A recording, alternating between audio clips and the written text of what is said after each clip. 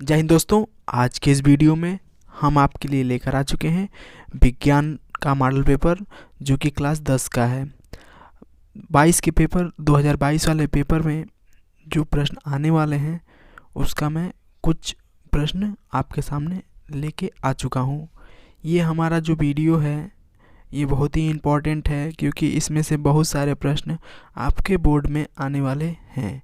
और ये जो पेपर है ये यूपी एमएसपी यानी कि आपका यूपी बोर्ड ने इस पेपर को मॉडल पेपर के रूप में जारी किया है अपने साइट से, और इसीलिए हम आपके लिए यह पहला मॉडल पेपर हम आपके लिए लेकर आ चुके हैं दोस्तों। तो दोस्तों ये जो देखिए यहाँ पे लिखा हुआ है विषय हमारा है, यहाँ पे विषय है विज्ञान और क्लास 10। आपको समय मिलने वाला है 3 घंटा 15 मिनट और आपका जो पूर्णांक होगा वो 70 नंबर का होगा। ठीक है, आपका पूर्णांक जो होगा 70 नंबर का होगा। इसमें आपको 15 नंबर जो मिलेंगे वो आपको प्रश्न पत्र पढ़ने के लिए मिलेंगे और बाकी सारा आपको निर्देश दिया हुआ है। ये प्रश्न जो है प्रश्न पत्र में 3 खंडों में विभाजित होगा। पहला जो आपका खंड होगा उसमें आपको बहुविकल्पी प्रश्न मिल जाएंगे और उसमें से एक आपको उत्तर देना है जो आपका सही होगा, अपने उत्तर पुस्तिका में लिखेंगे। अगला जो दिया है हमारा तीसरा जो लाइन है हमारा, प्रत्येक खंड के सभी प्रश्नों को एक साथ करना आवश्यक है। प्रत्येक खंड नए पृष्ठ से प्रारंभ किया जाएगा, यानी जो आपका पेपर जो आपका बुक रहेगा उत्तर पुस्तिका, वो नए पेज से आप उत्तर देंगे, ना कि उस जो आपने उत्तर दिया है उसी में लिखेंगे, उसको नए पेज से आपको देना होगा। अगला जो हमारा पॉइंट है वो है सभी प्रश्न करना अनिवार्य है। आप सभी को सभी प्रश्न करना पड़ेगा, ये अनिवार्य है।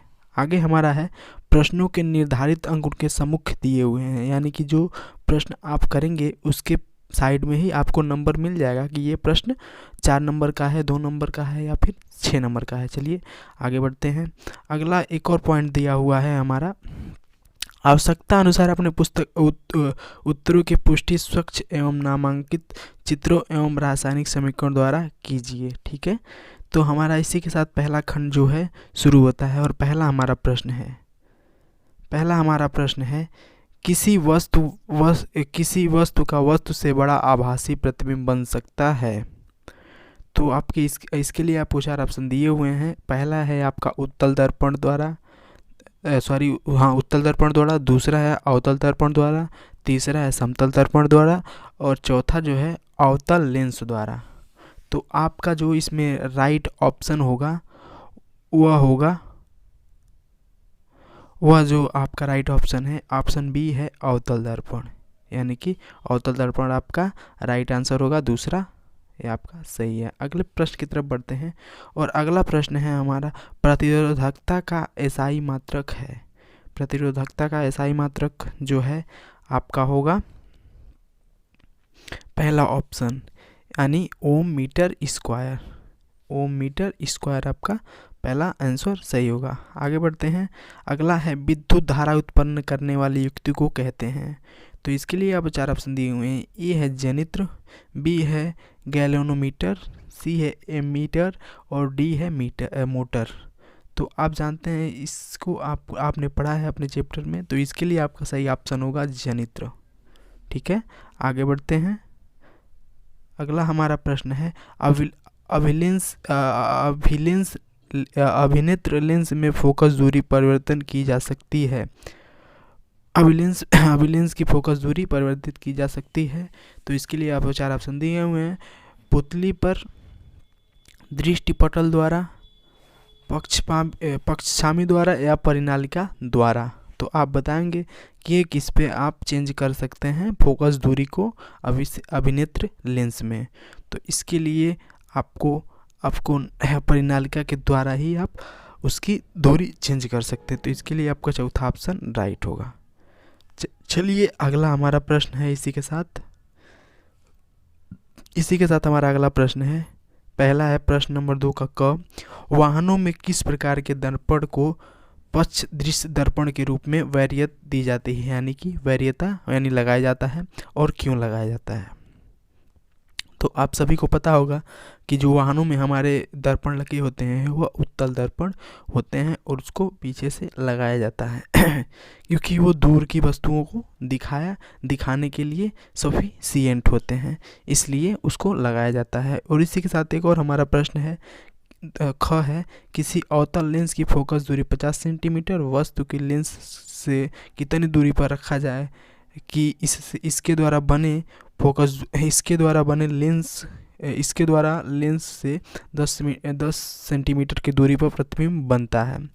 तो इसमें जो आपसे पूछ रहा है वह वस्तु की दूरी पूछ रहा है और इसमें आपकी फोकस दूरी दी हुई है और उत्तल लेंस की दूरी, प्रतिबिंब की दूरी भी दी हुई है, तो आपको वस्तु की दूरी बतानी है। अगला हमारा प्रश्न है, जरा दृष्टि दोष क्या होता है और इसका निवारण कैसे होता है। तो आप सभी जानते हैं जरा दृष्टि दोष में क्या होता है, तो ये आप लिख देंगे इसका आंसर, और इसका निवारण कैसे होता है वह भी लिख देंगे, सभी 2 नंबर में हैं। तीसरे प्रश्न की तरफ बढ़ते हैं और तीसरा का हमारा क है, प्रकाश के प्रवर्तन के नियम लिखिए। तो आप जानते हैं प्रकाश के प्रवर्तन के 2 नियम होते हैं, वो आप लिख देंगे। और इसी के साथ एक क्वेश्चन भी आपको दिया हुआ है कि 20 सेंटीमीटर वक्रता त्रिज्या वाले अवतल दर्पण के सामने, अब आपके लिए दो आपको ऑप्शन दे दिए हुए हैं। पहला है 5 सेंटीमीटर दूरी पर और दूसरा है 15 सेंटीमीटर दूरी पर कोई वस्तु रखने पर प्रत्येक स्थिति में प्रतिबिंब कहाँ और कैसे बनेगा, यही ज्ञात आपको करना है। और ये नहीं अगर आपको कोई क्वेश्चन करना है तो इसके अथवा इसमें दिया हुआ है, एक और दिया हुआ है कि लेंस होता क्या है, प्रकाश गुणों के आधार पर ये कितने प्रकार के होते हैं, और उत्तल लेंस में प्रथम फोकस और लेंस के बीच की स्थित वस्तु के प्रतिबिंब का बनना किरण आरेख दर्शाएं। तो ये बहुत ही इम्पोर्टेंट क्वेश्चन है, ये आपके बोर्ड में आ सकता है, तो इसको भी आप देख लेंगे एक बार। अगला है ख जो है, किसी चालक का प्रतिबिंब किन किन कारकों पर निर्भर करता है, ये पूछ रहा है आपसे। और इसी में एक और क्वेश्चन दिया हुआ कि दिए गए पदार्थ के किसी यल लंबाई ए मोटाई के तार का प्रतिबिंब 4 ओम है और इस पदार्थ के किसी अन्य तार का प्रतिबिंब क्या होगा, तो जिसकी लंबाई 1/2 तथा मोटाई 2a दिया हुआ है, तो इसको आप ज्ञात कर लेंगे। अगर इसको नहीं करना है तो एक और प्रश्न दिया हुआ है कि विद्युत विभवांतर, इसका परिभाषा लिखिए और इसके मात्रक लिखिए। और इसमें क्वेश्चन दिया हुआ है आपको कि 10 ओम और 20 ओम और 30 ओम के प्रतिरोध यदि समांतर क्रम में है तो क्या करेंगे आप, अगर समांतर में है तो 1/R बराबर 1/R प्लस 1/R2R1 करके इसको लगा देंगे। और श्रेणी क्रम में है तो आप इन सभी को जोड़ देंगे तो 10, 20, 30 हो जाएगा और 60, यानी श्रेणी क्रम में इसका जो प्रतिरोध आएगा वो 60 आएगा। और इसको अभी करेंगे तो जो समांतर क्रम का आंसर है वो अलग आएगा और श्रेणी क्रम का आंसर जो है अलग आएगा, क्योंकि R बराबर R1 R2 करके इसमें श्रेणी क्रम में जोड़ते हैं और समांतर क्रम में 1/R बराबर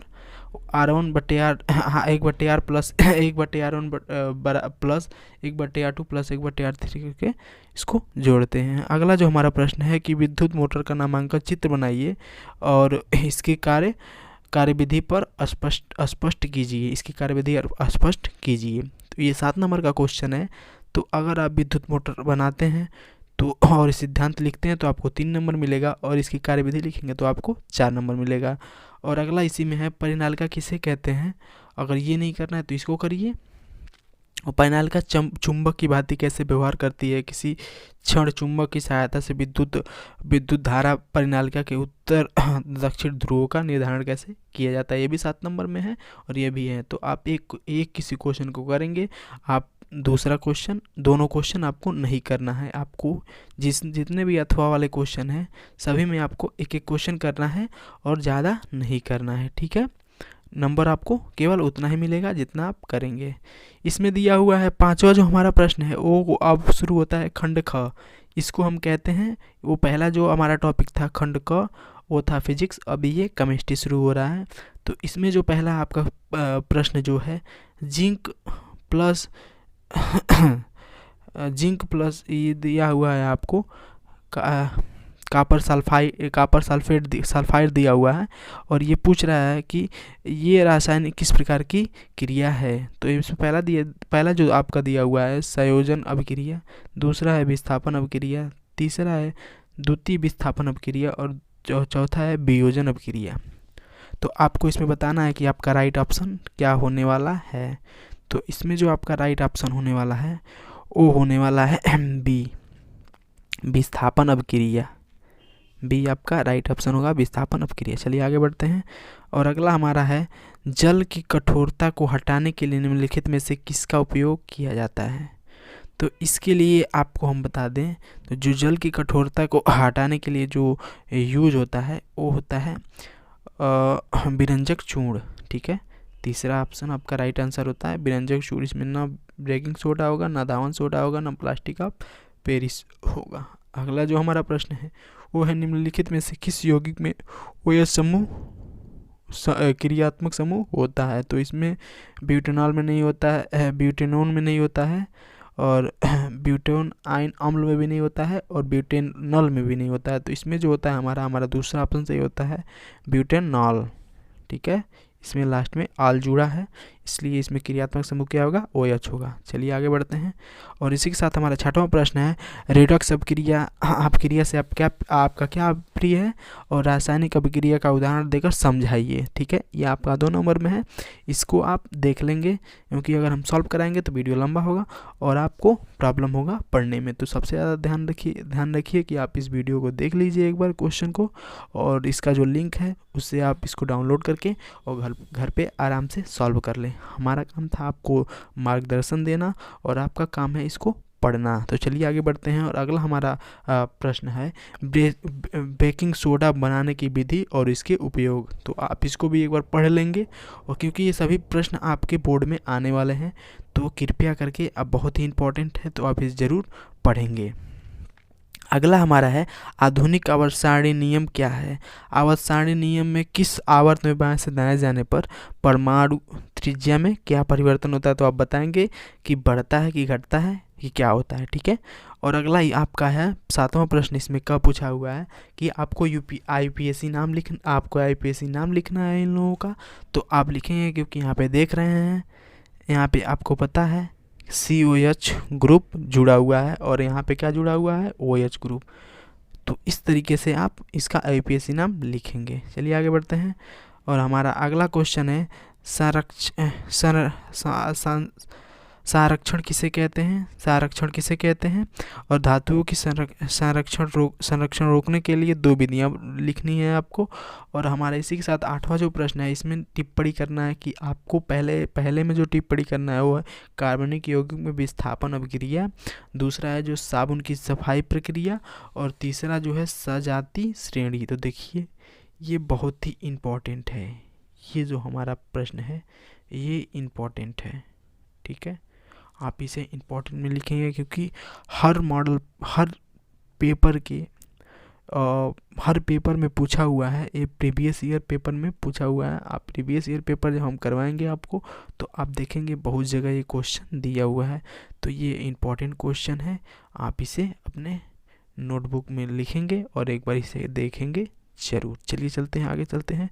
अगला हमारा प्रश्न है निम्नलिखित का रासायनिक समीकरण लिखिए। ठीक है, एथेनॉल सोडियम के साथ अपक्रिया करता है। देखिए एथेनॉल सोडियम के साथ अपक्रिया करता है तो क्या बनता है, ये 1 नंबर का है। अगला जो है एथिल एल्कोहल को 473 केल्विन ताप पर जब सांद्र सल्फ्यूरिक अम्ल के साथ गर्म किया जाता है तो क्या होता है, इसमें भी आपको बताना है। और तीसरा जो है मेथेन को वायु में जलाया जाता है, इसमें भी आपको बताना है कि उसमें कौन सी क्रिया होती है। आपको इसका इक्वेशन लिखना है यानी कि समीकरण लिखना है। एथेनोइक अम्ल में एथेनॉल के साथ क्या अभिक्रिया होता है, इसको भी आपको लिखना है आपके पेपर में, क्योंकि ये भी बहुत ही इम्पोर्टेंट है। आप इसको भी इम्पोर्टेंट मान के लिखेंगे। ठीक है, इसको पढ़ लेंगे। चलिए आगे बढ़ते हैं। और इसी के साथ एक और है, इसमें अभी इसमें और क्वेश्चन दिए हुए हैं, इक्वेशन दिए हुए हैं कि एथेनोइक अम्ल सोडियम कार्बोनेट से क्रिया करता है तो क्या होगा, इसको भी आप देख लेंगे। अगला है एथेनोइक अम्ल की सोडियम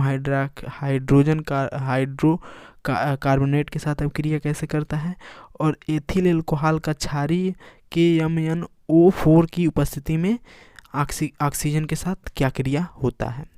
और इसके साथ हम बढ़ते हैं अपने अगले एक खंड पे। और ये जो है बायो का सेक्शन है, और बायो में हम देखेंगे पहला प्रश्न जो है निम्नलिखित में से कौन निम्न में से कौन सा मानव में मादा जननांग तंत्र का भाग नहीं है। तो देखिए इसमें 4 ऑप्शन आपको दिए हुए हैं। पहला जो दिया है अंडाशय, दूसरा दिया है गर्भाशय, तीसरा दिया है शुक्रवाही, और जो चौथा दिया है डिब्बल वाही। तो ये जो आपका राइट ऑप्शन जो इसमें होता है ये होता है चौथा। ये चीज़ इसमें मानव शरीर में नहीं होती है, डिब्बल वाही। अगले प्रश्न की तरफ बढ़ते हैं, और अगला हमारा है जीवाश्म ऊर्जा का स्रोत है। आप बताएंगे कि जीवाश्म ऊर्जा का स्रोत है। आपके पास 4 ऑप्शन दिए हुए हैं। पहला ऑप्शन जो है पवन ऊर्जा है, दूसरा ऑप्शन है सौर ऊर्जा, तीसरा ऑप्शन है कोयला, और चौथा ऑप्शन है विद्युत, जल विद्युत। तो आप बताएंगे कि जीवाश्म ऊर्जा स्रोत क्या है। तो इसके लिए हमें बताना है, तो इसमें जो आपका राइट ऑप्शन होगा कोयला होगा। कोयला थर्ड, कोयला जो है जीवाश्म ऊर्जा उत्पन्न करता है। चलिए आगे बढ़ते हैं, और अगला हमारा है पवन चक्कियों का उपयोग किन कार्यों में होता है। तो आप बताएंगे कि यांत्रिक कार्य में होता है, कि रासायनिक कार्य में होता है, कि दोनों कार्यों में होता है, क्या इनमें से कोई नहीं। तो इसका जो राइट ऑप्शन हमें जानते हैं, तो इसका जो राइट ऑप्शन होगा दोनों में होगा, रासायनिक कार्य में भी होगा और यांत्रिक कार्य, यानी कि आपका थर्ड जो है राइट ऑप्शन होगा। अगले प्रश्न की तरफ बढ़ते हैं। वे पदार्थ जो जैविक प्रक्रम द्वारा अपघटित हो जाते हैं कहलाते हैं। जैविक प्रक्रम द्वारा आप एक बात का ध्यान रखेंगे कि इसमें जो पूछा है हमसे, वो पूछ रहा है कि जैविक प्रक्रम। तो इसके लिए आपको ऑप्शन दिया हुआ है जैविक निम्नकरणीय, या फिर अजैविक निम्नकरणीय, या फिर जैविक उच्चकरणीय, या फिर इनमें से कोई नहीं। तो इसका जो है हमें तो आंसर में कुछ डाउट हो रहा है, तो इसके लिए आप हमें कमेंट बॉक्स में ज़रूर बताएंगे इस क्वेश्चन का आंसर क्या होगा। आगे बढ़ते हैं। अगला हमारा है स्वपोषी पोषक के लिए आवश्यक परिस्थितियों में कौन सी है और उसे उप उत्पादन क्या है। आप इसको भी बताएंगे, कमेंट बॉक्स में भी बताएंगे, और इसको पढ़ लेंगे एक बार, बहुत ही इम्पोर्टेंट है। अगला जो हमारा 10वां का जो ख नंबर क्वेश्चन है, वो है पुष्प के बीजड़ का स्वच्छ नामांकित चित्र बनाइए। इसके लिए आपको 2 नंबर मिलने वाले हैं, तो आप इसको भी देख लेंगे एक बार। अगला हमारा है जैविक निम्नकरणीय पदार्थ वातावरण को किस प्रकार प्रभावित करते हैं। तो आप इसको भी देख लेंगे और पढ़ लेंगे एक बार, क्योंकि ये बोर्ड ने जारी किया है मॉडल पेपर, तो बहुत ही इम्पोर्टेंट है। आप एक बार ज़रूर इसको पढ़ेंगे। अगला जो हमारा है कायिक प्रावर्धन क्या है, उदाहरण सहित वर्णन कीजिए। अगर इसको नहीं करना है तो अगला जो हमारा है मादा जननांग तंत्र का स्वच्छ नामांकित चित्र बनाए और इसका संक्षिप्त वर्णन कीजिए। देखिए बहुत ही इम्पोर्टेंट है, ये हर पेपर में पूछा हुआ है लगभग, क्योंकि इसने 18 में भी पूछा था, 19 में भी पूछा था और 20 में भी पूछा था। 21 में तो पेपर हुआ नहीं है, तो इसमें नहीं पूछा था, तो इसमें 18 में पूछ लिया था, 19 में पूछ लिया था और 20 में पूछ लिया है। तो मैं आपको एक चीज़ बता देना चाहता हूँ कि 50% क्वेश्चन जो है आपका प्रीवियस ईयर पूछने वाला है, ठीक है। तो आप कम से कम 3 ईयर यानी कि 3 साल के प्रश्न आपको पढ़ के जाना है। आप 3 साल के प्रश्न अगर पढ़ के जाते हैं तो आपको समझिए कि 50% आपका जो प्रश्न है वो क्लियर हो जाएगा कि यही आने वाला है। तो आप इस चीज़ को ज़रूर समझेंगे कि आपको प्रीवियस ईयर क्वेश्चन पढ़ने हैं, और जो मैं 10 मॉडल पेपर करवा रहा हूँ इसके भी आप क्वेश्चन पढ़ के जाएंगे, तो मैं गारंटी देता हूँ कि आपका 80 से 90%, 100 में 100 नहीं लेकिन 80 से 90% आप स्कोर कर सकते हैं अपने बोर्ड पेपर में। चलिए आगे बढ़ते हैं, और अगला हमारा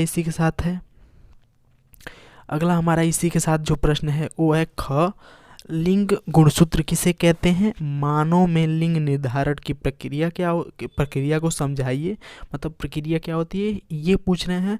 अगर ये नहीं आपको बताना है तो इसी में अथवा करके एक और क्वेश्चन दिया हुआ है कि जीवाश्म क्या होता है। वे ये वे जैविक विकास प्रक्रम के विषय में क्यों दर्शाते हैं? या तो आप इसको बताएं या फिर आप इसको बताएं, आपको बताना तो है ही है। और इस चीज़ को आप नोट कर लें कि ये भी जो प्रश्न है बहुत ही इम्पोर्टेंट है, वेरी वेरी इम्पोर्टेंट है। आप इसे ज़रूर देख लेंगे, ठीक है। आप इस चीज़ को जरूर, इस क्वेश्चन को जरूर आप देख लेंगे। पीडीएफ आपको वीडियो के लिंक में मिल जाएगा, वीडियो के डिस्क्रिप्शन के लिंक में मिल जाएगा आपको। चलिए आगे, अगला हमारा प्रश्न है कि मानव पाचन तंत्र का नामांकन चित्र बनाएं और आमाशय क्षुद्रार्थ में होने वाले पाचन क्रिया का वर्णन कीजिए। अगर ये नहीं आपको क्वेश्चन करना है तो एक और क्वेश्चन इसमें दिया हुआ है, पादपों में परिवहन से आप क्या समझते हैं? पौधों में जल, भोजन और अन्य पदार्थों के स्थानांतरण को स्पष्ट कीजिए। तो इसके लिए आपको इसमें जो दिया हुआ है 12वां प्रश्न है, और इसमें 2 प्रश्न हैं, आपको एक ही प्रश्न करने हैं। तो ये आपका मॉडल पेपर था। और आगे हम आपको बता देते हैं कुछ चीज़ें, जैसे कि आपको बोर्ड में जाना है तो सबसे बड़ी दिक्कत ये होती है कि आप कॉपी नहीं लिख पाते हैं, ठीक है। तो अगर आपको कॉपी लिखनी है, तो सबसे पहले आपको नाम, रोल नंबर और जो भी वो डिटेल है, स्कूल कोड, क्लास कोड, ये सारी चीज़ें डिटेल भर के, और आपको प्रश्न जो है पहले आप छोटे प्रश्न को करेंगे, ठीक है, छोटा प्रश्न, फिर मिडिल वाले को करेंगे, उसके बाद हाई वाले को करेंगे, ठीक है। ये आपका एक प्रोसेस हो गया, ठीक है। तो सबसे पहले आपको छोटा करना है, फिर मिडिल वाला करना है, फिर हाई वाला करना है। यानी सबसे पहले आप 1 नंबर के करेंगे, फिर 2 नंबर वाले करेंगे, फिर 3 नंबर, फिर 4 नंबर, फिर 5 नंबर और 6 नंबर। इस तरीके से 7-8 जितने भी आपके नंबर होंगे वो आप करेंगे। तो सबसे पहला काम छोटा, फिर मिडिल, फिर हाई। चलिए, तो ये हमारा एक छोटा सा पीडीएफ था जो आपको मैंने मॉडल पेपर के रूप में बता दिया है कि ये क्वेश्चन उन्होंने मॉडल पेपर अपने वेबसाइट पे यूपीएमएसपी पे डाला हुआ है। तो मैंने आपको अवगत करा दिया। इसी तरह के ये हमारा पहला मॉडल पेपर है। इसके बाद एक और मॉडल पेपर, मतलब 9 और मॉडल पेपर आपको पढ़ाए जाएंगे और उसी में से क्वेश्चन आने वाले। तो देख लीजिए आप, 21-22 इन्होंने डाला हुआ है, 21-22 देख लीजिए आप। और इसी तरह के 9 मॉडल पेपर आपको और करवाए जाएंगे, साइंस के भी और हिंदी के भी और मैथ के भी, ठीक है, साइंस। चलिए, तो इस तरीके से आपको 9 मॉडल पेपर करवाए जाएंगे। चलिए, आप सभी का बहुत बहुत धन्यवाद।